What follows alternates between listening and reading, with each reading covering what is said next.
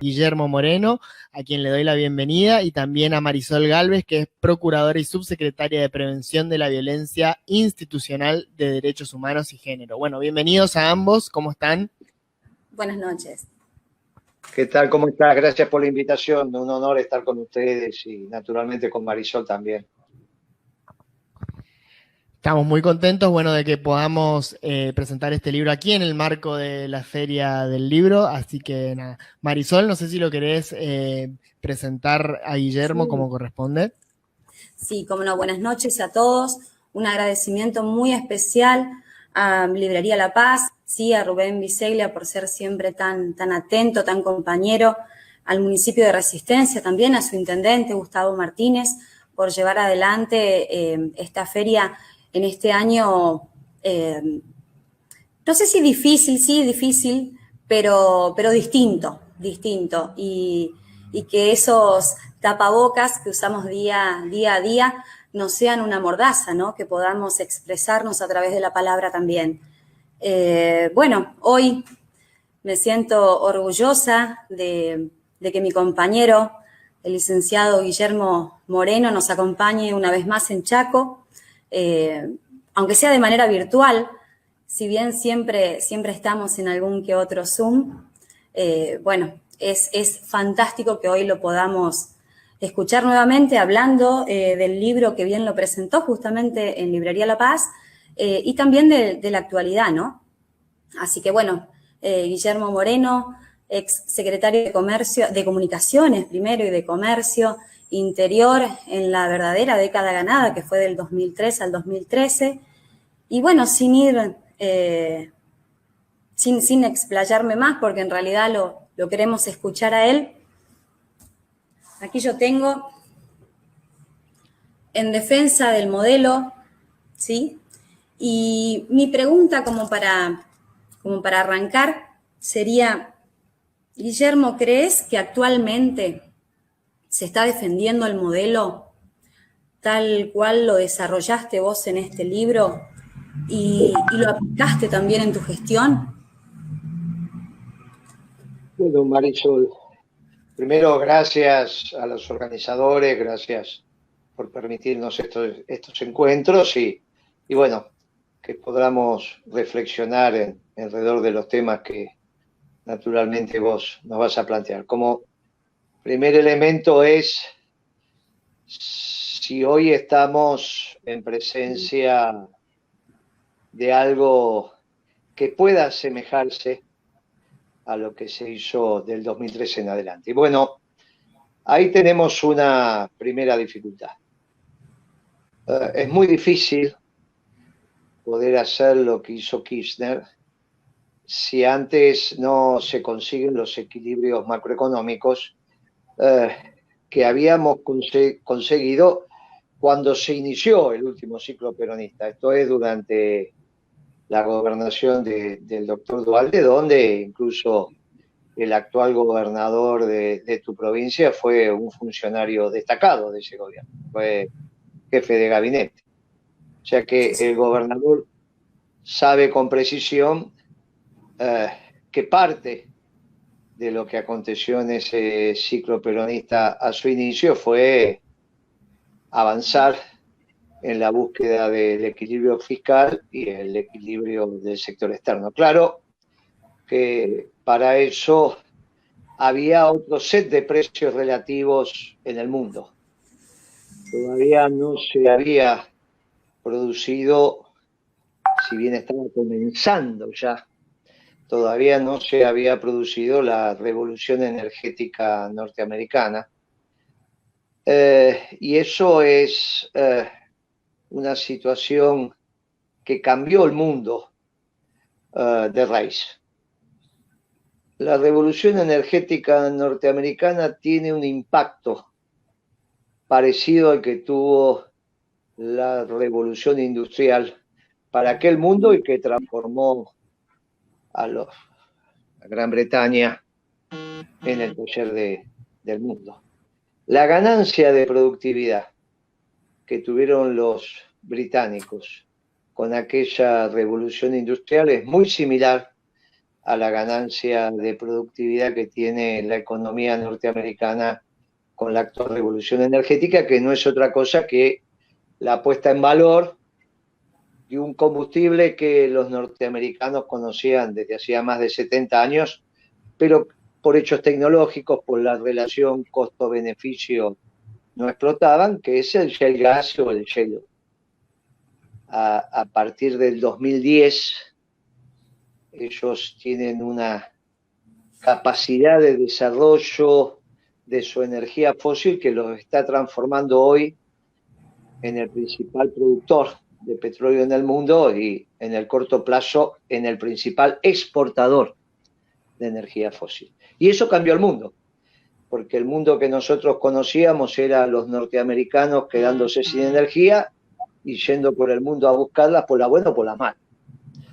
Bueno, hoy eso ya no es necesario. Entonces, el primer elemento diferenciador es cuál es el precio de las manufacturas que había en el 2003 vis a vis el precio que tenemos en el 2020. Y ahí nos vamos a encontrar que la baja de los costos primos, producto de esta energía abundante y barata que tienen los norteamericanos, hace que haya una modificación de precios y costos. Esto tiene un impacto importante en la salida, entre comillas, exportadora, que sí pudimos tener a partir del 2002 y que hoy hay que ser extremadamente inteligente.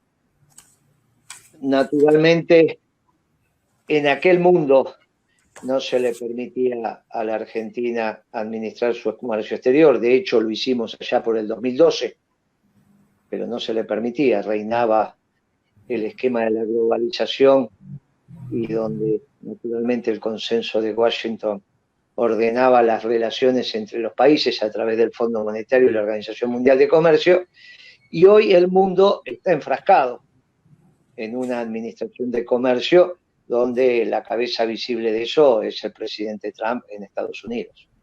Bien, esto es una diferencia sustantiva en cuanto a la integración de Argentina en el mundo. La globalización estaba en su apogeo y hoy la globalización se ha terminado. El tipo de cambio competitivo alcanzaba para tener una balanza comercial superavitaria y hoy un tipo de cambio competitivo no alcanza como única herramienta porque al igual que lo hicimos nosotros en el 2012 y después continuó Trump a partir de enero del 17, se necesita una administración de comercio exterior, esto es, proteger tu mercado interno, sobre todo en aquellos productos competitivos de lo que ya se produce en tu mercado para que no se deteriore el nivel de ocupación, que este gobierno no lo está haciendo. Y este es un tema central. Si la Argentina no administra el comercio exterior, va a ser muy difícil que encuentre el equilibrio externo a partir de una balanza comercial favorable, como sí lo tuvimos en el 2002 y en el 2003. Y el otro tema es el déficit fiscal. Está claro que nosotros, fundamentalmente Kirchner, pero ya lo había conseguido el doctor Duhalde, gobernamos con superávit fiscal primario, lo cual te daba unos grados de libertad desde la administración de la cosa pública atendiendo al bien común central. Las dos primeras grandes diferencias. En el 2003 Kirchner asume con superávit fiscal primario y con balanza comercial favorable y ambos vectores los profundiza. Aumenta el superávit fiscal primario y aumenta la balanza comercial en términos de superávit. Y hoy tenemos un déficit en el sector externo, si bien hay una balanza comercial favorable. Como todo comerciante sabe, la venta se termina cuando se cobra. Y acá tenemos un problema muy serio, porque o bien las ventas no se están cobrando, o bien se están adelantando los pagos de las importaciones, pero lo que en términos de volumen de mercadería exportada contra volumen de mercadería importada, aparecería un saldo favorable. Cuando vas a las cuentas del Banco Central, esto no aparece. Y en las cuentas del Banco Central es lo que acabo de mencionar, de que la venta termina cuando se cobra. Y algo está pasando con ello. Y ni hablemos, y por eso el problema que tenemos de los distintos tipos de cambio, de la imposibilidad de que el público acceda a los dólares que, si tiene voluntad de hacerlo, debería. En nuestro gobierno esas restricciones no existían, sobre todo durante el gobierno de Kirchner y el primer gobierno de Cristina. Recuerdo que en algún momento se lo criticó a Kirchner porque en un mes compró 2 millones de dólares. Él, personalmente, cuando era Cristina presidenta, cambió los ahorros que tenía en pesos y compró 2 millones de dólares. Estaba permitido por la ley y dijo, mire, en la Argentina las personas físicas pueden comprar hasta 2 millones de dólares por mes y nadie le decía nada.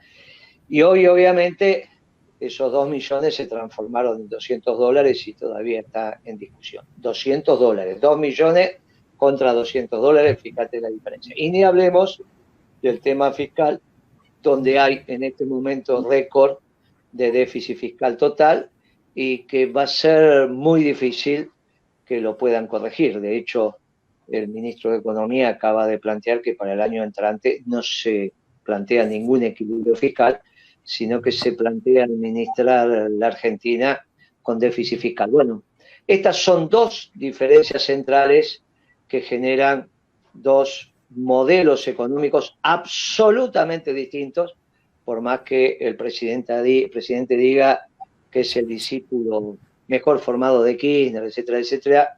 Yo te diría, para sintetizar, lo que está haciendo hoy Alberto Fernández poco o nada tiene que ver con lo que supo hacer Kirchner y su gobierno allá a partir del 2013.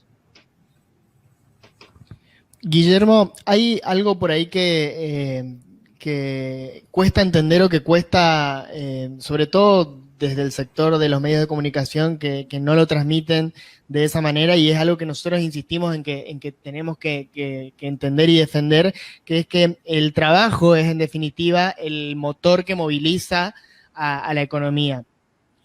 ¿Por qué crees que todavía gran parte de la sociedad, y diría que una porción importante de la sociedad, no ve al trabajo como el motor de la economía, sino que quiere hacer énfasis y foco que en el motor de la economía son otros agentes?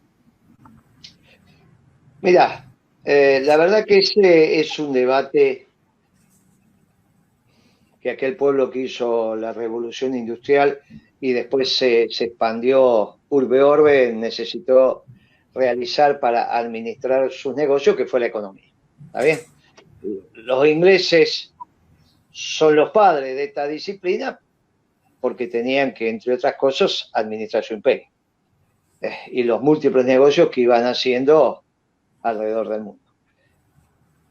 Eso se resolvió fin del siglo XVIII, mientras los franceses desarrollaban una teoría que dio en llamarse los fisiócratas y decían, bueno, la generación de valor son aquellos productos que salen de la tierra, que es lo único que genera valor. Ellos decían, mire, pone una semilla y sale un árbol. Mire, si la tierra no genera valor.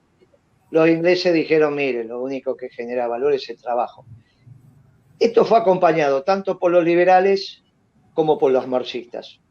Y esto termina generando lo que en nuestra disciplina se llama la teoría objetiva del valor. En función del trabajo incorporado es el costo y el precio de ese producto. Los peronistas decimos eso mismo, porque sostenemos que hay una sola clase de hombres, los que trabajan. Por eso en la década ganada lo que se incentivaba era la generación de trabajo, que es lo que decía Perón que era el buen gobierno. ¿Qué es un buen gobierno?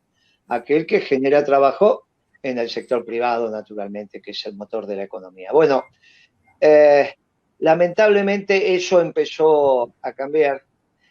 Hay algún debate de cuándo cambió en el último ciclo peronista.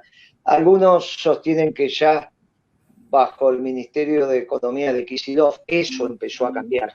Esa visión de tener al trabajo como elemento ordenador empezó a cambiar, Por eso dicen, bueno, Kicillof fue a arreglar con el Club de París, fue a arreglar lo de Repsol, intentó arreglar con los fondos buitres. Después, naturalmente, lo continuó Macri. Y ahora es un ciclo que está llegando a su fin. Yo, humildemente, les dije hoy al equipo económico y al presidente, mire, dejen de hacer brujerías y empiecen a hacer economía.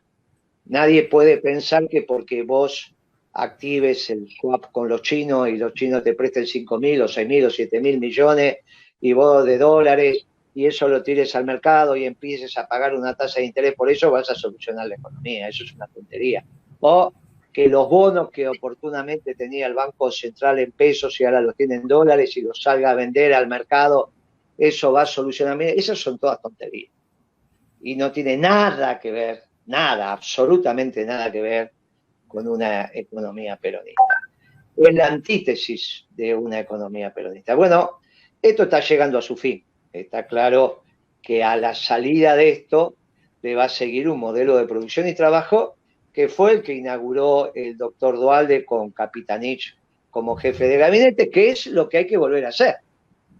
Hay que terminar con todas estas tonterías. Y Capitanich sabe muy bien que fue jefe de gabinete. Hay que terminar con esta tontería de pensar que un empresario que se la pasa todo el tiempo cambiando cheques en una cueva, en otra cueva, de acá para allá, al final se dedica a cambiar cheques. Y lo que termina pasando, que ese negocio termina mal porque el empresario no trabaja de lo que sabe hacer. Bueno, esto también es una responsabilidad del gobierno. En síntesis, este esquema donde lo hemos dicho hasta el cansancio y a veces lo repite el presidente, que el gerente financiero es más importante que el gerente de producción, no va a llevar a buen puerto. No va a llevar a buen puerto.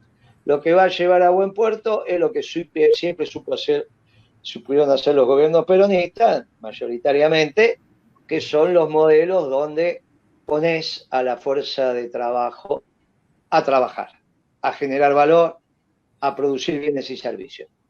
Esto es el ABC de un esquema peronista e inexorablemente este esquema que está terminando va a ser reemplazado por un esquema de producción y trabajo. Si esto va a ser reemplazado voluntariamente, porque es una decisión política del presidente, o porque se impone la realidad, es la anécdota que vamos a estar viviendo en los próximos meses. Pero yo para el año entrante soy optimista y creo que vamos a un esquema de producción y trabajo sin ninguna duda, donde lo que vos estás planteando, que el origen del valor es el trabajo, va a volver a estar en su esplendor. Dentro de ese marco que vos decís que se viene de un modelo de producción, ¿también pueden que cambien los actores? ¿O es necesario que cambien algunos actores, al menos desde el sector económico? Mirá, es lo que se está discutiendo. Que este ciclo económico, que insisto, algunos dicen que empezó con Kicillof, otros que empezó con Macri, está agotado. La pregunta es si a este ciclo económico agotado y que lo va a reemplazar otro ciclo económico, le va a dar continuidad al mismo ciclo político, a la usanza de lo que pasó con Menem. Menem, la presidencia de Menem, que fueron 10 años y medio, él asumió julio del 89 y entregó en mando diciembre del 99, o sea que son 10 años y medio. Ese medio año es la culminación del gobierno de Alfonsín, porque Alfonsín se tuvo que ir antes del gobierno por su ostensible fracaso económico. Tuvo Menem un ciclo que fue desde el 8 de julio del 89 hasta el plan de convertibilidad en abril del 91 y el segundo ciclo económico que fue desde el inicio del plan de convertibilidad hasta que entregó el mando. Entonces, cuando uno estudia el ciclo político de Menem, se va a encontrar con dos diseños económicos bien marcados. El primero que dura hasta la convertibilidad y el segundo que es la convertibilidad. Al margen de los juicios de valor que podemos hacer sobre eso. Ahora, ahí tenemos un presidente con dos ciclos económicos bien distintos. Pero también tenemos el caso de la Rúa, donde un ciclo económico, en este caso el de la competitividad, cuando se termina también con su ciclo político. Entonces, saber cuál de los dos es Alberto Fernández, bueno, es lo que está discutiendo la política ahora. Y no hay que ponerse colorado, ni ruborizarse, ni hacer situaciones dantescas. Miren, es el ABC del desarrollo de los pueblos en el mundo. Y esto suele acontecer. Se le dijo al presidente Fernández que era muy difícil ser Kirchner si antes no había un Duhalde. Y bueno, el propio Duhalde es ejemplo, y lo sabe Capitanich, de que a veces tomar decisiones del hacer lo que hay que hacer te generan situaciones políticas que te llevan a que vos digas, bueno, hay que entregarle el mando a otro actor. Y en eso es lo que está en discusión ahora. De eso no hay ninguna duda. Por eso la política está con tanta tensión. Si uno analiza lo que está aconteciendo hoy en la provincia de Buenos Aires o lo que está aconteciendo en Córdoba en sus fronteras con San Luis, miren, está claro que se cortan rutas nacionales como la 7, como la 8, o este desboque de la policía provincial. Bueno, hay síntomas de que estamos transitando hacia un proceso anómico. Y esto, bueno, tiene que tener una resolución. Y el presidente lo tiene que tener claro. Y esto es lo que se está discutiendo. Ciertamente esto es lo que se está discutiendo. Y estos procesos se está acelerando, porque hasta hace 15 días atrás, hasta este decreto que lleva el número 690, donde se declaran de interés público determinados servicios, entre ellos la televisión por cable, cosa que puede ser bien discutida si es un servicio público. No es el caso de la telefonía, no es el caso de Internet, pero en el caso de la televisión por cable me parece que amerita un debate más profundo, no un debate sustantivo en el seno de la sociedad. Bueno, ahí teníamos un Massa que de alguna manera estaba acumulando cierta representatividad que perdía el Poder Ejecutivo. Pero bueno, ahora Massa también está siendo cuestionado por los medios de comunicación, eso tiene cierta importancia, sobre todo para él, que es producto mucho de estos medios de comunicación. Bueno, entonces hay un proceso que se está acelerando y que no hay que tener vergüenza en debatirlo. No hay que tener vergüenza en debatirlo porque son hechos institucionales, está dentro de los espacios de la ley y el orden, y al contrario, esto hay que ponerlo arriba de la mesa para que el pueblo lo pueda reflexionar, porque finalmente el pueblo es el único soberano. Esto se está viendo y tu pregunta es muy atinada. Sobre todo porque yo soy optimista para el año entrante. Obviamente que hay que llegar al año entrante, ¿no? Y estos 3-4 meses van a ser 3-4 meses complicados. Pero el año entrante espera a la Argentina quizás hasta crecimientos nuevamente a tasas chinas y por variados años. Entonces, la pregunta es, ¿quién va a conducir ese ciclo económico? Bueno, esto es lo que se está discutiendo. Yo no tengo ninguna duda que compañero Duhalde no pretendía, cuando quiso terminar el mandato de la Rúa, entregar antes el mando. Pero bueno, se dieron circunstancias determinadas, llamó, adelantó las elecciones y ahí apareció Kirchner. Bueno, muy bien. Esto tiene que ver con el juego de la política. Bueno, esto es lo que está aconteciendo en este momento y esto es lo que estamos debatiendo. Insisto, hay un actor muy destacado en el Chaco que vivió intensamente todo este proceso, que en aquel momento era un joven y hoy ya es una persona adulta, un dirigente importante del Movimiento Nacional Justicialista, que es Capitanich. A veces prefieren no hablar estos temas, pero yo creo que el gobernador es un informante clave de todo ese proceso del 2001, 2002, 2003 e incluso durante el gobierno de Kirchner, como también lo soy yo, naturalmente, pero, o debido, o los compañeros que trabajamos ahí. Pero es muy importante que esto lo discutamos y que no pretendamos esconder la basura debajo de la alfombra, porque a la larga estos debates se hacen como está aconteciendo en este momento en la provincia de Buenos Aires. Acá me llegó por teléfono una pregunta de Gustavo que dice, ¿dónde considera que debe hacer foco para activar la economía luego de la pandemia?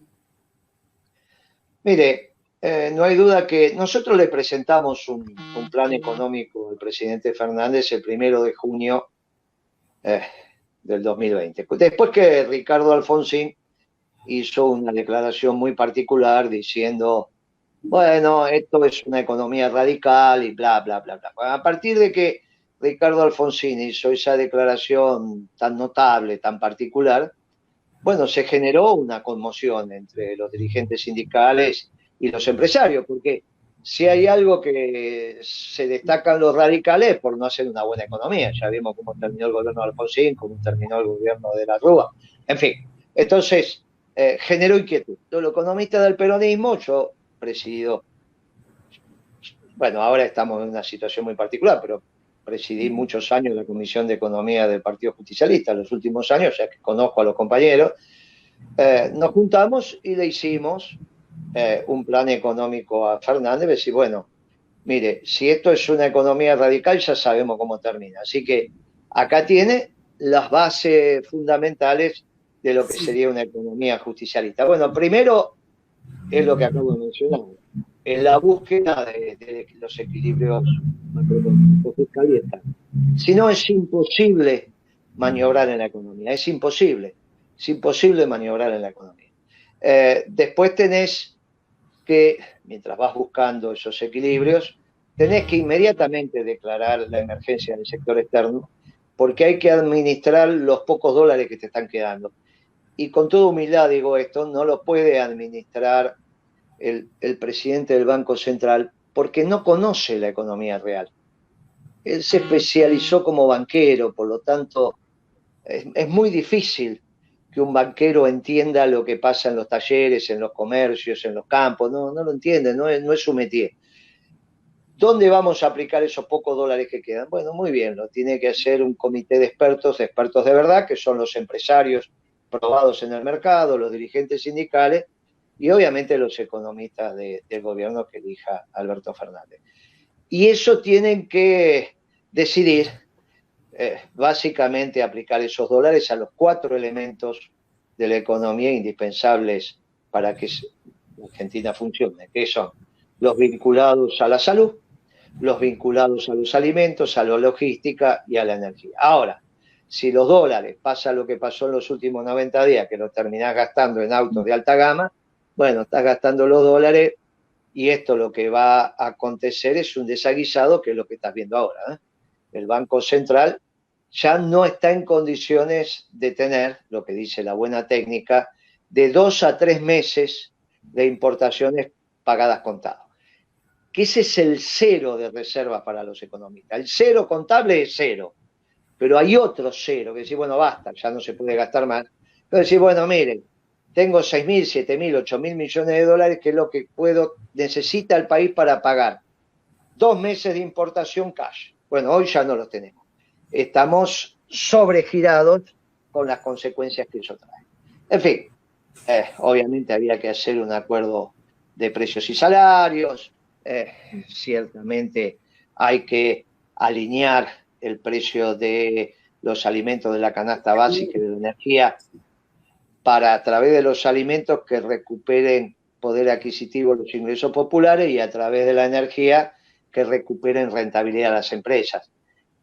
La energía es un insumo vital para el campo, para la manufactura e incluso para los servicios. Bueno, es necesario que el precio de la energía que van a pagar las empresas o las familias en términos de tarifas estén adecuados a los costos, no a los precios internacionales. Los precios internacionales son los precios internacionales. Naturalmente, tenemos que volver al esquema que tuvimos durante la década ganada, donde el litro de gasoil estaba relacionado al costo de explorar, explotar y producir 1 litro de gasoil. Y no en función de lo que pagan los uruguayos o los brasileños, 1 litro de gasoil, porque esas son tonterías. La Argentina tiene petróleo y por lo tanto, en función del costo de explorar y explotar un barril de petróleo, más los costos de transformación y logística, vos podés derivar con una ganancia justa y razonable para todos los eslabones que participan en la cadena energética, un costo del gasoil. En su momento lo teníamos 60 centavos del dólar el litro de gasoil y la Argentina crecía a tasa chica. Bien, esos son dos precios muy ordenadores. El litro de gasoil a 60 centavos de dólar, lo pongo en dólares para que no empecemos a debatir cuál tiene que ser el tipo de cambio, y otro precio ordenador muy importante es el kilo de asado de vaca buena, que es lo que comen los sectores populares. Eso tiene que estar entre 1,60 y 1,80. Si vos pones los precios ahí, ese set de precios relativos te garantiza que vas a tener mercado interno y que vas a tener rentabilidad empresaria. Bueno, ahí tenemos que llegar, con sus más y con sus menos, hacia ahí tenemos que transitar. Esto es lo que le dijimos a Fernández, pero bueno, se lo dijimos hace 90 días y hoy esto es lo que está aconteciendo desde ya. Te hago una última preguntita, después lo dejo a Lautaro. ¿Crees que lo que ocurrió anoche en Buenos Aires y en otras provincias también, estos movimientos que produjo la policía, viene, mirá, hablando de Kicillof, apareció el gato que a él también le salta en la entrevista. Lo que pasó anoche en la residencia del gobernador, ¿crees que realmente fue un reclamo por salarios? ¿Hay algo más? ¿Está faltando que humanicemos un poco nuestra fuerza de seguridad? Como lo decía Eva, ¿qué es lo que realmente está pasando? ¿Qué es lo que crees vos? No, hay una situación de base concreta que tiene que ver con el reclamo salarial, y después naturalmente se desboca la situación, se desboca. Tener un jefe policial que le dice, bueno, cuáles son los problemas que tiene, y el jefe policial no necesita ir a una asamblea para que le digan cuáles son los problemas que tienen los hombres que él conduce. Esto está claro. Y esto involucra también al poder político. Y después, es cierto que una vez que se desboca, cada uno intenta llevar agua por su molino. Pero yo no veo aquí un proceso de conducción desde los espacios opositores. Pero sí puede acontecer que estemos transitando hacia un espacio de anomia, que es lo que hay que evitar, la falta de normas a través del cual la sociedad se conduce a sí misma. Esto lo venimos sosteniendo. Nosotros decíamos que crisis económicas hubo mucho en la Argentina, pero una supercrisis es lo que estamos atravesando ahora, porque vos fijate que Alfonsín se tuvo que ir, estamos hablando de la dictadura para acá, Alfonsín se tuvo que ir porque tenía un déficit fiscal pavoroso. De la Rúa se tuvo que ir porque tenía un déficit del sector externo importante. Ahora, Macri te entrega el gobierno con un déficit fiscal y un déficit del sector externo en el mismo tiempo y lugar. Entonces, son dos crisis. Esas dos crisis generan una supercrisis, que es lo que venimos diciendo ya desde el año 18. Sí. Ahora, también decíamos que había que evitar la hipercrisis. ¿Y qué era la hipercrisis? Bueno, era la anomia. Es cuando la supercrisis económica se instala y desordena las estructuras de conducción. Bueno, esto es lo que está pasando. Kicillof, ¿y podría darle 60% de aumento a la policía como está reclamando? Y se lo podría dar, pero el problema es que inmediatamente le vienen todos los empleados públicos. ¿Cómo le vas a dar vos? Bueno, y esta es una discusión que va para todos los empleados públicos, pero si vos le das 60% a los empleados públicos con el déficit fiscal que tenés y con los privados, ¿qué hacés? O sea, que van a querer todos a trabajar al sector público. Bueno, este es un lío cuando vos te... Por eso, cuando la cosa está desordenada como está, hay que poner orden. Y el orden se pone desde los principios y valores. Por eso es tan importante tener doctrina. Y por eso es tan importante decir, miren, yo soy peronista y doctrinariamente peronista. Ahora, el problema es que el gobierno no dice eso. Entonces no sabés desde dónde está tomando las decisiones. El ministro de Economía dice, ay, sí, yo quiero una economía social de mercado. Le parece divertido al ministro de Economía. Y eso acá lo había dicho el Sogaray durante la época. Dijo, mire, yo quiero... Está claro, vos decís, mire, hay algo que no anda acá. Algo. Bien, y esto es lo que acontece con los intendentes, con los gobernadores, con los dirigentes sindicales, los dirigentes empresarios y la militancia política en general. Esto es lo que vos estás observando. Es cierto que después cada uno, qué sé yo lo que está pasando en este momento, una noche cerrada en Buenos Aires con la policía que no está trabajando. Y nos vamos a ir enterando a medida que pasen las horas. Y esto no lo resolvés mandando fuerzas federales, porque esto, escuchadme, vos tenés 14, 15 millones de personas entre los tres cordones, ¿no? Esto no estás hablando de 5.000, 10.000, 500.000 personas, 1 millón de personas. ¿Está bien? Buenos Aires. Puede gustar, no gustar, pero esto es Buenos Aires. 14 millones de personas en los tres cordones. Esto no lo solucionás mandando las fuerzas de seguridad. Bien, federales. Bueno, esto hay que ordenar. Bien, esta situación naturalmente tiene que ser parte de un debate central de las próximas semanas. Yo humildemente, el presidente el viernes pasado dijo en una charla que tuvo con militantes y dirigentes peronistas del Gran Buenos Aires, que él era peronista. Bueno, yo le dije el fin de semana, bueno, está bien, es un avance. Ya no dice que es socialdemócrata, dice que es peronista. Bueno, muy bien. Lo que tiene que hacer ahora es tomar decisiones como peronista. Y yo te digo, Marisol, no tiene tanto tiempo para pegar el volantazo, porque las situaciones se van agudizando. Y él heredó una supercrisis que profundizó, y es cierto que la heredó, pero no sea cuestión que vamos penetrando en la hipercrisis que tiene que ver con estos fenómenos anómicos que a veces se dan en la sociedad. Y esto ya es muy complicado. Bien, Guillermo. Para ir cerrando por ahí, a mí hay algo que me parece que es necesario que repensemos, sobre todo los más jóvenes, que por ahí nos criamos con las políticas económicas que llevó adelante el menemismo, después, bueno, Néstor, Cristina, después Macri y ahora Alberto. A mí algo que me asusta puntualmente, sobre todo de mi generación, es que en los últimos años se generó y se construyó una banda incalculable de desclasados que defienden intereses que en definitiva no los representan a ellos.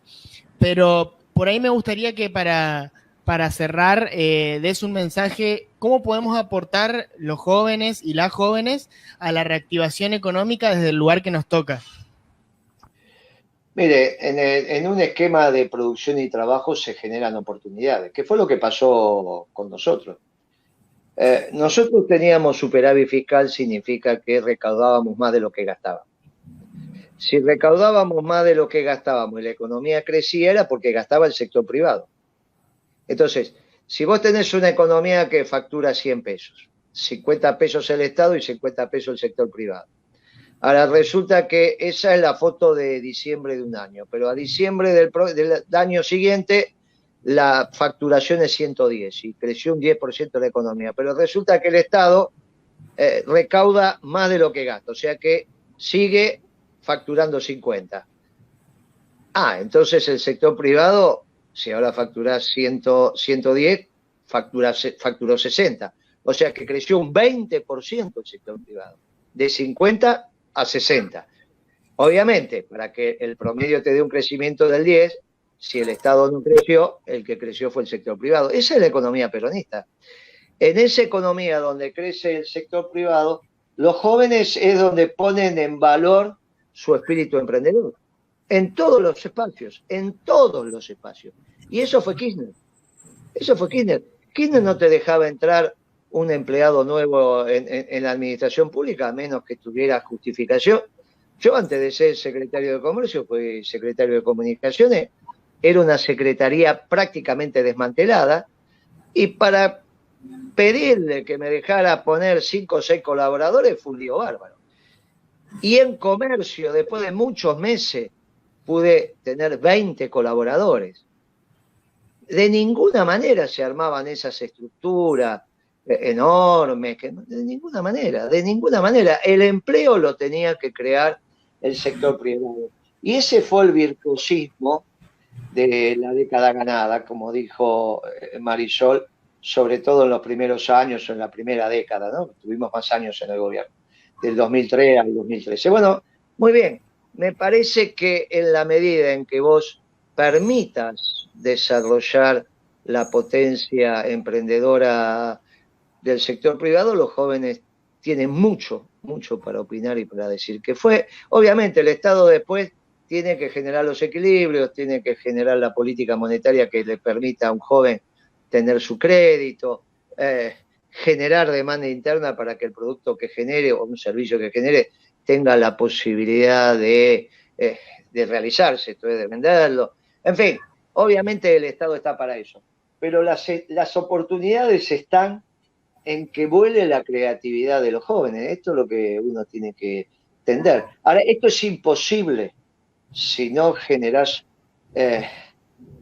un orden que tiene que ver con los principios y valores fundacionales del peronismo. No son cualquier principio, son los principios y valores fundacionales que hacen que vos te levantes a la mañana con ganas de estudiar, de trabajar, de aprender, y que si te caes te vuelvas a levantar. Bueno, esto tiene que ver con un modelo de desarrollo económico permanente y sustentable, con orientación a la producción, que es lo que el peronismo le debe a la sociedad y es lo que los economistas del peronismo venimos planteando.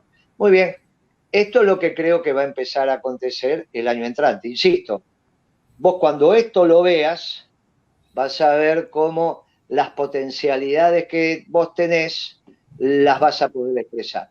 Bueno, por cierto, para que esto sea así, hay que llegar al año que viene, y llegar al año que viene son las cosas que estuvimos debatiendo, con la gravedad de lo que estuvimos poniendo en palabras, porque no tenemos por qué esquivar las situaciones.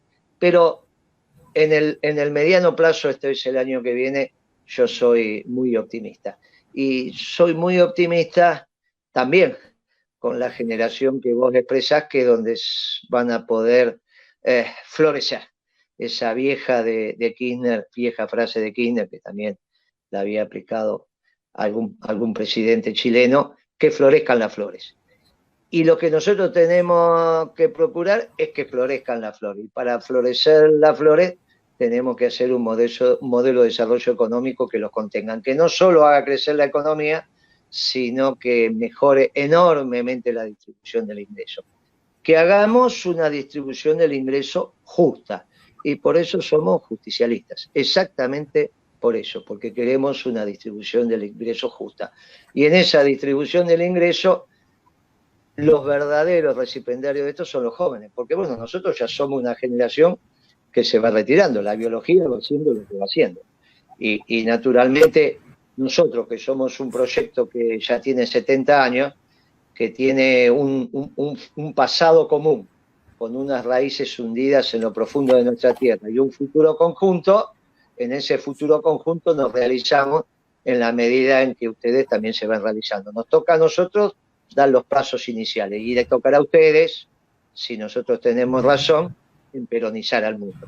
No solo peronizar la Argentina, sino peronizar al mundo. Y ahí vamos. Y ahí es donde los pueblos van a ser felices.